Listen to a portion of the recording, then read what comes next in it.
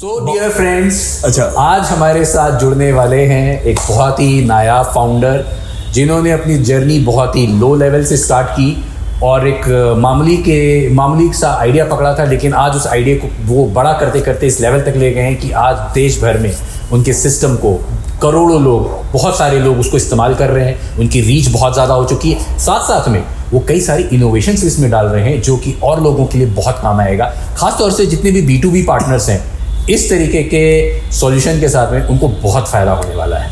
So welcome Kaushal sir from corner desk. Cheers.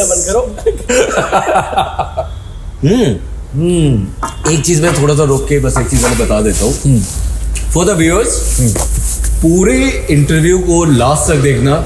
Last में सबके लिए कुछ ना कुछ बहुत सारा मसाला है। इन्वेस्टर के लिए, आपके लिए अगर कुछ इन्वेस्ट करना चाहता है, आपके लिए भी काफ़ी कुछ है। जो टीम ज्वाइन करना चाहते हैं उनके लिए भी है, जो कस्टमर्स बनना चाहते हैं उनके लिए भी कुछ ऑफर्स हैं, और जो लोग आगे पॉडकास्ट के लिए आना चाहते हैं ना, सबके लिए कुछ ना कुछ गिफ्ट जरूर है। और बहुत सारे ऑफर्स आने वाले हैं आप लोगों के लिए, आप बिलीव नहीं करेंगे, लेकिन अगर लास्ट तक रहे तभी मिलेंगे दी ऑफर्स। और लाइक, शेयर एंड सब्सक्राइब अगर किया तभी पाएंगे, और इनसे भी दिलवा के रहेंगे। नहीं, जब तक ये नहीं देंगे ना, जाने नहीं दिया जाएगा भाई। आप किडनैप हो चुके हो। हैप्पी फिश की कसम। हैप्पी फिश की कसम खा ली। बस लाल नहीं कर सकते, लेकिन वो लाल वाले कैन में आइए इस बार। नहीं हाँ, समझ गया मैं। ठीक है।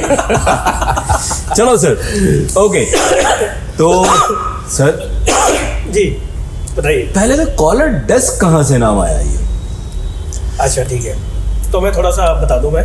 हाँ, तो हमने एक कंपनी 2016 में स्टोर की थी, और एक नाम चाहिए होता है। तो जो प्लेटफॉर्म हमारा वॉइस कम्युनिकेशन प्लेटफॉर्म है, basically for customer support according to in the market.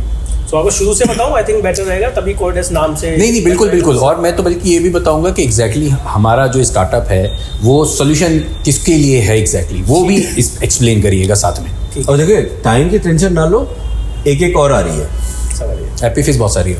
हाँ, एक हैप्पी फिश और आ रही है, सस्ती है। तो देखो, मैं आपको पहले मार्केट शुरू से बताता हूँ। हाँ, बिल्कुल। शुरू से शुरू करते हैं। हाँ, शुरू से शुरू करते हैं। सो बेसिकली मैं हरियाणा का हूँ, एंड जो मेरे पार्टनर है वो मेरठ से है। एंड ऑब्वियसली हरियाणा में एक सिरसा है, दोनों ही खतरनाक एरिया। दोनों खतरनाक। हमारे डिस्ट्रिक्ट से आता हूँ मैं। हमारा पहले से फैमिली बिजनेस है, एंड मेरा पहले से चुल थी वही कॉकरोच वाली जैसे बात थी कि उस एरिया में ही रहना है, बड़ा कर सकता हूँ मैं। वहाँ सब सेट है, सब सारी चीज़ें हैं, तो लेकिन मेरे को बाहर आना है। तो टिपिकली लड़ झगड़ के कि मेरे को यहाँ पे आना है। मैंने MBA की। MBA करने के बाद मेरा पहले से था कि मैं एज ए कौशल बंसल तो बनिया फैमिली से था। MBA की आपने? हाँ, MBA कहाँ से थी? मैंने मनमानो स्टेप कॉलेज से। ओके। तो मैंने कहा कि अब करना तो है ही मार्केट में, तो अल्टीमेटली अब किया जाए, लेकिन दिल्ली मार्केट है, पहली बार आए थे, हरियाणा का बंदा बाहर से आया तो क्या करें। हमने स्कूलिंग वहाँ से की थी, हमारा ग्रेजुएशन मेरा वहाँ से हुआ था, जहाँ पर नेशनल कॉलेज भी गेट से जाता, तो जो दीवार थी वो टूटी हुई थी, वहाँ से हम जाते थे। तो आप सोच लो, वो वाला माइंडसेट था। क्या की कोचिंग ली, MBA किया, फिर मैंने कहा मार्केट में अब घुसूँ कैसे, क्योंकि अगर बिजनेस स्टार्ट करना है तो उसके हिसाब से करना पड़ेगा। दिल्ली एनसीआर की मार्केट, गाँवों की मार्केट तो अलग होती है। तो मैंने क्या है, मैंने पहले से प्लान बनाया कि 2 साल जॉब करूँगा। ओके। और जॉब करके ना पहले मार्केट को समझूंगा मैं, और जिस इंडस्ट्री में करूँगा उसी के हिसाब से अपना कंपनी का करूँगा।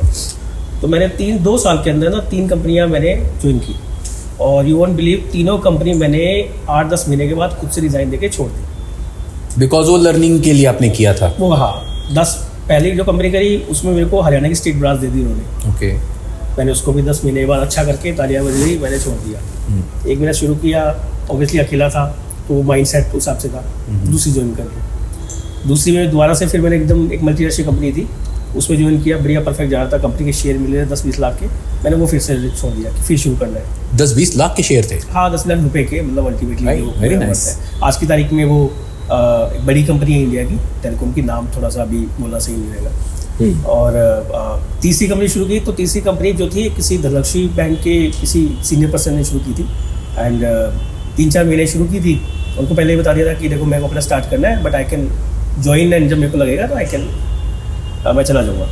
तो वहीं पे मेरे को मेरे पार्टनर मिले, मिस्टर राजेश दिमारिया, एंड फिर हमने शुरू किया। वो मेरठ से है, बेसिकली वो किसान फैमिली से है, वो IT में थे और मैं पूरा सेल्स की साइड से था। सो ये जो आइडिया है आपका, बेसिकली ये पहले से कुछ प्री प्लान्ड था या डेस्टिनी थी, कैसा था ये? ठीक है। नहीं तो पहले हमने शुरू जो किया था ना, वो हमने एक तरह से एडवर्टीजमेंट कंपनी शुरू की थी, लाइक SMS, वॉइस, इस तरह से करके लोगों के लिए लीड जनरेट करने के लिए। बट उसमें जब लीड जनरेट करते थे तो उसमें एक हेल्पलाइन नंबर होता था, हम उसका यूज़ करते थे। और जैसे न्यूज़पेपर में ऐड आई, टीवी पे या SMS में या वॉइस में, तो वो ट्रैकिंग के लिए यूज़ होता था। तो वो था बात 2011-12 की, उस हफ्ते बोले। अब सीन क्या था कि जब भी शुरू करते 10 लाख रुपये लगते, वो नंबर बंद हो गया। ओह, अब प्रॉब्लम, 1-2 कंपनियाँ थी उस वक्त मार्केट में। अब उनके सीनियर के पास चले गए, CTO के पास लिस्ट बनाई कि आप ये कर सकते हो, सब कुछ है।